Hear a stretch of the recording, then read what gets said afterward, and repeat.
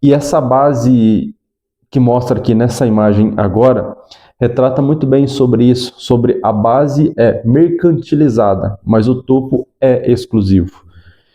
E aqui a gente vai dividir em 6 etapas, basicamente. A primeira retrata sobre o generalista. O que seria o generalista? O generalista é aquela pessoa que ela sabe de tudo um pouco, ela é especialista em nada e não é consultado. Então, o que é o generalista? Aquela pessoa que faz de tudo um pouco. Não é aquela pessoa valorizada no assunto que ela está fazendo. Ela não é valorizada por seus conhecimentos específicos naquela área. E eu vejo muito bem o que tem acontecido nos dias atuais, pessoas que entram dentro de cargo de generalistas. Eu, por conta própria, eu acho isso uma ofensa para a pessoa, porque a pessoa trabalhou muitas vezes 20 anos dentro de uma empresa e ela vai e recebe um cargo de generalista. É uma pessoa que vai generalizar o conhecimento que ela tem para as pessoas. Mas qual é o conhecimento que ela tem? Conhecimento de tudo. Então, muitas das vezes, a pessoa fica de fora de grandes decisões que impactam diretamente uma empresa. Então, o generalista é basicamente pautado nisso. O outro patamar já vem o especialista. E a gente vê que o especialista ele está acima do generalista. O generalista pode ter 20 anos de empresa, mas o especialista ele pode ter 10, que ele é acima desse generalista. O que é o especialista? É aquele que escolhe um ramo e ele é ouvido com atenção, mas só que ele não tem fama. O que o especialista faz? Ele escolhe um ramo específico e começa a seguir fielmente nesse ramo. Ele vai ser ouvido com atenção, mas ele não vai ter fama diante daquilo que ele está fazendo. Então ele pode muito bem ter o conhecimento, pode ter toda a estrutura, mas mesmo assim ele não vai ter a fama diante daquilo que ele faz.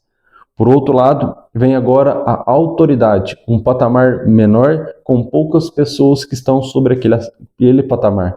A gente vê ali nessa imagem, demonstra muito bem sobre isso, que o especialista tem bastante pessoas, na generalista tem bastante pessoas, mas na autoridade existem apenas 3 pessoas. Então, o que é a autoridade? A autoridade ela é reconhecida pelo mercado, possui histórico e credibilidade comprovada. Então, a autoridade é aquela pessoa que não apenas não apenas teve o conhecimento de algo, mas ela teve a vivência dentro desse algo. Então, é aquela pessoa que tem autoridade para falar sobre o assunto. Porque para pensar, uma pessoa ela só consegue falar sobre casamentos se ela já foi casada por muitos anos.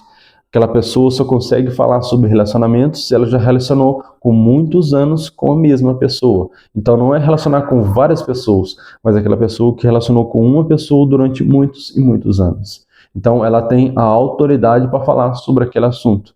No meu caso, durante muitos anos eu tenho construído conhecimentos pautados dentro de desenvolvimento pessoal e espiritualidade bíblica. Então eu posso dizer que eu tenho autoridade no assunto para falar sobre isso. Não porque eu sou melhor do que alguma pessoa, mas porque eu tenho o conhecimento e também a prática e também a vivência dentro dessa realidade. Então acaba que o que é a autoridade?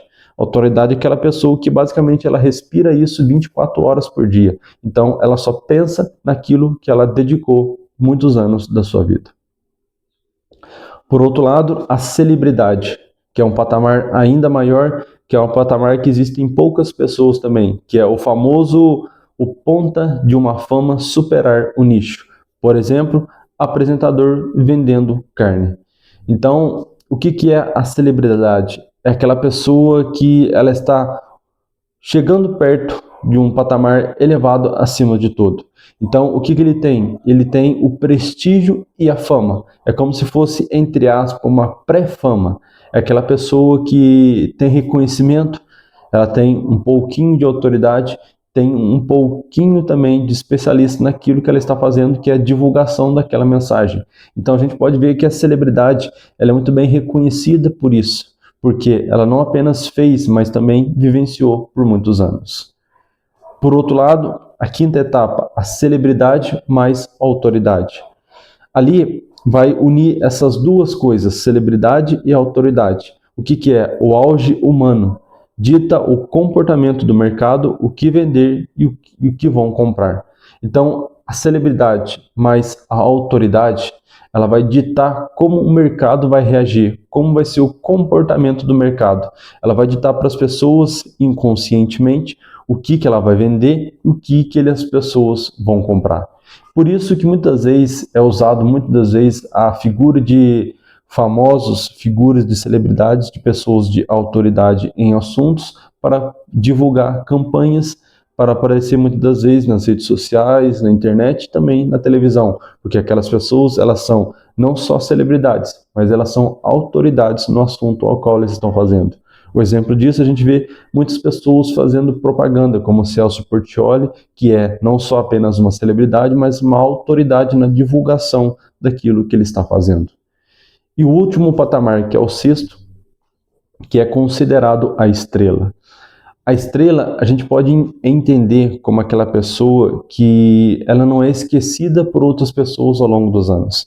Esse é basicamente o último patamar acima de todos. Então, são, como se posso dizer, como está dizendo ali, são lendas imortais, que elas são muitas das vezes até mesmo reverenciadas mesmo depois de mortas, que são, por exemplo, no Brasil, o Ayrton Senna, e para fora do Brasil, que é o John Lennon. Então, por mais que as pessoas sejam novas, as pessoas conhecem hoje quem era John Lennon e quem era Ayrton Senna. Então, esses patamares representam muito bem como que funciona o mercado. E entenda isso, o mercado ele vai dar valor à medida que você der valor sobre você mesmo. À medida que você for escalando, à medida que você for crescendo, o mercado também vai te reconhecer. Então, entendido até aqui, agora entra uma parte muito importante. Quem é conhecedor sobre vendas de mercado vai entender muito bem o que essa imagem retrata. Ela retrata sobre um funil de vendas. Usa-se muito hoje dentro do marketing digital para retratar sobre como você deve atrair o cliente. Basicamente, o funil de vendas funciona como um funil por si próprio. Então, a boca do funil no marketing digital hoje, ele é conhecido como você captar certos tipos de cliente. Então ali você não faz uma peneira, entre aspas. Ali você pega qualquer tipo de cliente. Depois, no meio do funil, você vai dando uma funilada. Você vai, de certa forma, trazer alguns clientes específicos. Então, diante de campanhas de marketing, do próprio marketing, você vai conduzindo as pessoas para aquilo que você quer.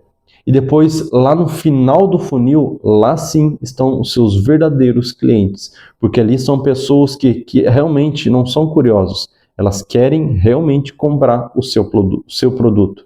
Então, vai sendo feita uma tratativa ao longo dos anos, ao longo dos tempos, quer dizer, que vai fazendo esse cliente chegar até o final desse funil e realmente efetuar a compra do seu produto, ou seja, aquilo que você estiver fazendo.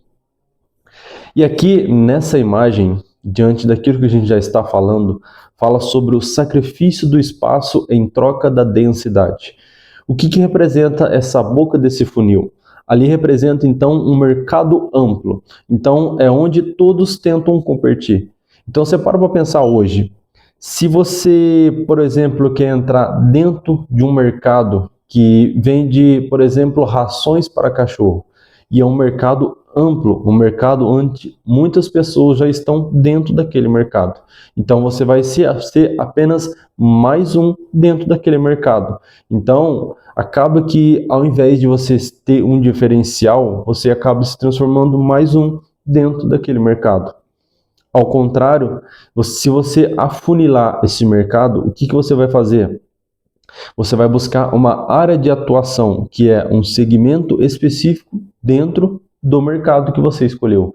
Então, por exemplo, se eu vou entrar dentro do mercado de pets, ao invés de eu vender apenas ração, eu começo a vender, de certa forma, por exemplo, uma ração gourmet dentro daquele mercado.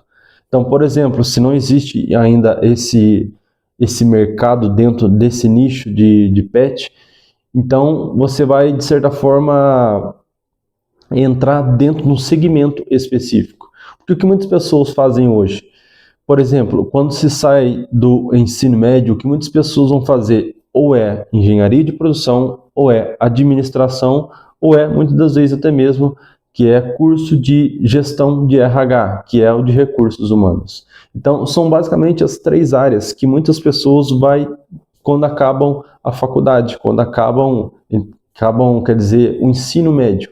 Então, são basicamente um lugar onde já está saturado. Existem muitas pessoas ali dentro daquela área. Não existem pessoas dentro de publicidade e propaganda. Não existem pessoas dentro de marketing. Não existem muitas pessoas dentro de outras áreas que muitas pessoas não estão. Então, é importante entender isso.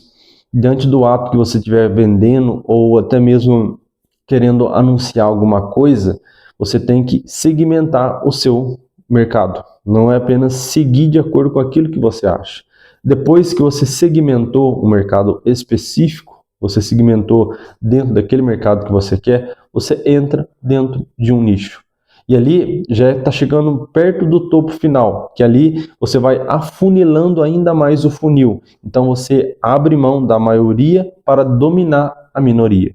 A gente vê que muitas pessoas tiveram muito sucesso nas suas vidas, não foi porque elas fizeram iguais às outras pessoas grandes, mas porque elas fizeram completamente diferente.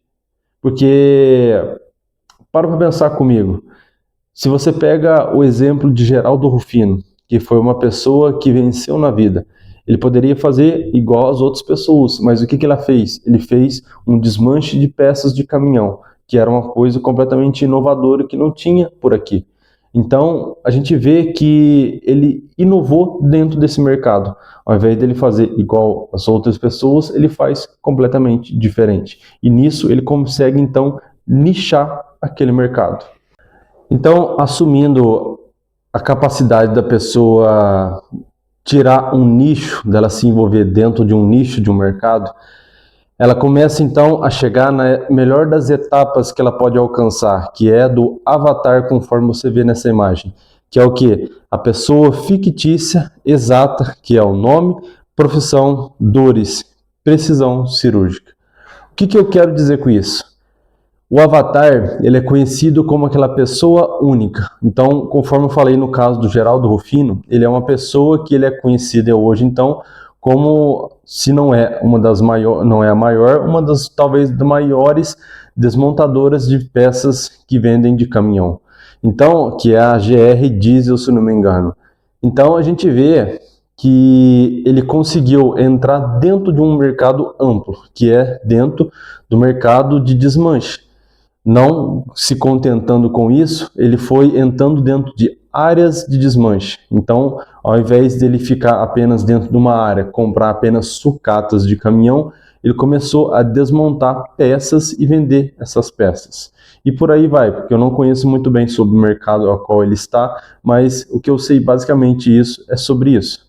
Mas a gente vê qual que é a importância de você não entrar apenas dentro de um mercado e ficar estagnado dentro dele, mas você começar então a afunilar até chegar a um ponto que você vai se transformar como um avatar, ou seja, como uma referência no assunto ao qual você está naquele mercado. Então a gente vê nesse gráfico, mostra sobre o tamanho do público em comparação com a densidade da autoridade. Então, por mais que o público seja alto, ele tem sempre a tendência de cair se você não aumentar a sua densidade de atuação naquele mercado.